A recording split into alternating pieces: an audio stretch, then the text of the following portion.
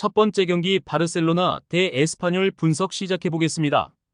바르샤는 지난 라운드 레알 원정을 승리하며 최고의 분위기에서 홈으로 돌아왔으며 산티아고 베르나베우에서 2년 8개월여 만에 맛본 승리였는데 완승하며 2위와 승점 차이도 벌렸고 미넨을 완파하며 챔스에서도 선두권 팀들을 추격 중인데 강팀 상대로 연속 사고를 몰아쳤으며 하피냐가 확실한 에이스 역할을 하며 레반도프스키의 부담을 줄여줬고 건강한 야말은 누구보다 위력적이다.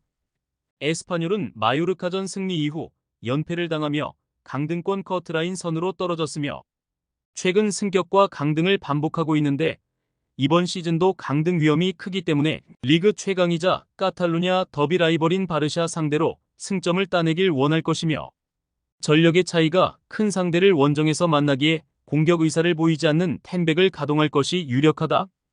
바르샤의 승리를 본다. 에스파뇰은 푸아도와 벨레즈 등 역습 상황에서 상대 수비에 부담을 줄 선수들이 있지만 극단적인 수비 축구로 나설 것이기에 기회 자체를 잡기 어렵다. 야말과 다니, 올모, 하피냐 등이 측면과 최전방을 오가며 상대 수비를 무너뜨릴 것이고 레반도프스키의 안정적인 문전한 마무리가 있을 홈팀이 승리할 것이다.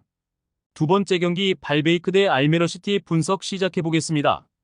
발베이크는 브레다 원정에서도 패하며 최하위를 벗어나지 못했으며 리그 강팀 중 하나인 트벤테 상대로 승점을 따내며 분위기 반등을 노렸는데 흐름을 이어가지 못했는데 그래도 이번 라운드에서는 같은 최하위권 팀인 알메러 상대로 홈 경기에 나서기에 첫 승을 따낼 기회를 잡았고 마가렛과 클레오니스 등이 공격적으로 경기에 임하며 원정팀 수비를 공략하려 할 것이다.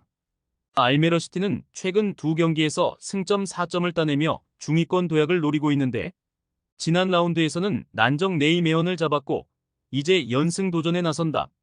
최하위 팀을 상대하기에 원정에서도 공격의 기여를 올릴 것으로 보이는데 하예와 타이리 등이 중원의 라인을 올릴 것이다. 발베이크의 승리를 본다. 알메러시티는 로비네가 최전방에 나서 공격을 주도할 것이다.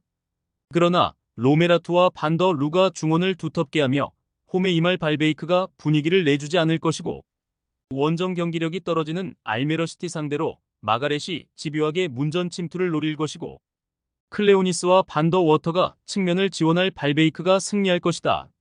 세 번째 경기 오세르 대 스타드렌 분석 시작해보겠습니다. 오세르는 휴식기 이후 페이스가 좋고 랭스와 리옹 등 상위권 팀을 연달아 만났는데 1승 1무를 기록하며 중위권으로 올라왔으며 하메드 트라오레가 에이스 역할을 하며 2경기 연속골을 터뜨렸고 우어서의 중원 경기력도 올라왔고 시즌 전 가장 유력한 강등 후보로 평가됐는데 홈의 강점을 앞세워 이제 더 나은 성적을 원하고 있다. 렌은 모나코전 패배 이후 두 경기에서 승점 4점을 따냈으며 칼리무엔도와 블라스 등 최전방 공격수들이 기대만큼 골을 터뜨리진 못했지만 의외로 수비가 안정적이고 크리스토퍼 우와 세이두 등이 좋은 피지컬을 앞세운 맨마킹으로 상대의 공세를 저지했고 그랜베크의 중원 존재감이 확실하다. 렌의 승리를 본다. 오세르가 좋은 최근을 보내고 있지만 고메즈와 그랜베크가 중원에 나서 힘겨루기를 할 렌 상대로는 고전할 것이다.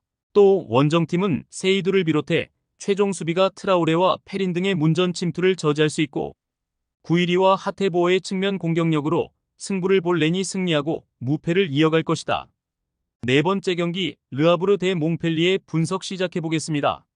르아브르는 연패가 길어지고 있으며 지난 라운드 원정에서는 스타드렌 상대로 선전했지만 한 골차를 극복하지 못했고 윙어인 오페리의 퇴장도 있었고 베테랑 스트라이커인 안드레 아이에우를 비롯해 여러 선수를 영입하며 잔류를 노린 이번 시즌인데 출발이 아쉽기 때문에 리그 최하위인 몽펠리에 상대로 홈에서 반드시 승리가 필요하다.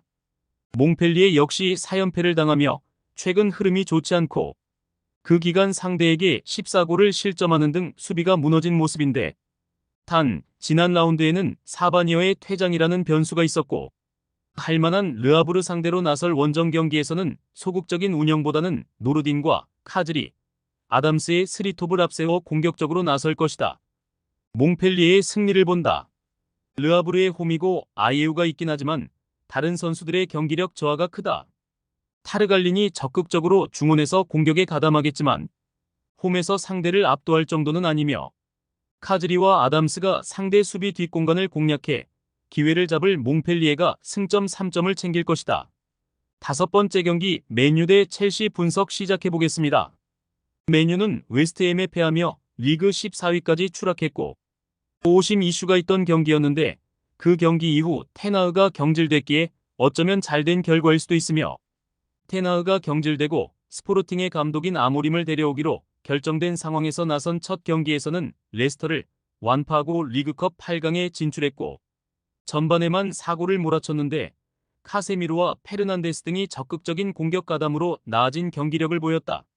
첼시는 리버풀에 패했지만 지난 라운드에서 뉴캐슬을 제압했으며 리그 선두권과 차이가 있긴 하지만 그래도 크게 밀리지 않고 순위 경쟁 중이고 주중 리그컵 16강 원정에서는 로테이션을 가동하며 패했기에 탈락했지만 그래도 니콜라스 잭슨과 레비 코릴 팔모 등을 아꼈으며 이 경기에 전력을 다한 상황이 충분하다.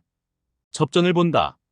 맨유는 합의가 이뤄진 것으로 보인 아모림 확정 기사가 나지 않고 있다. 그래도 테나흐 경질 이후 첫 경기에서 나아진 경기력을 보였기에 홈에서 첼시 상대로 밀리지 않을 것이고 단 카이세도와 엔조가 중원에서 상대 침투를 저지하며 경기에 임할 첼시가 승점 1점은 가져갈 수 있을 것이다. 여섯 번째 경기 맨헨글라트바흐 대 브레멘 분석 시작해보겠습니다. 글라드바흐는 휴식기 이후 두 경기에서 무패를 기록하며 중위권으로 올라왔으며 비록 주중 원정 경기에서 프랑크푸르트에 패하며 포칼컵에서는 탈락했지만 리그 반등을 노리고 있는데 독일 국대 공격수인 클레인디엔스트가 확실한 마무리를 해주기에 팀 득점이 늘었고 플레와 오노라 등의 이선 지원도 활발하다.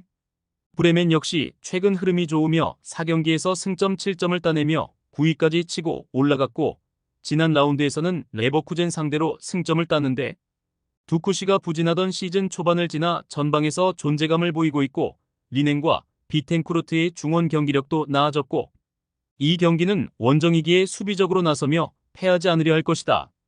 글라드바흐의 승리를 본다. 브레멘이 최근 원정 연승 중이긴 하지만 글라드바흐의 홈 경기력도 좋다.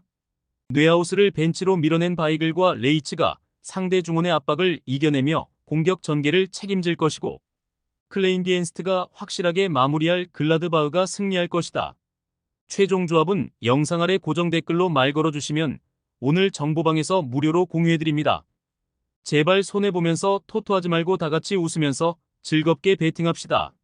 함께 하실 분들은 부담 갖지 마시고 편하게 말 걸어주세요.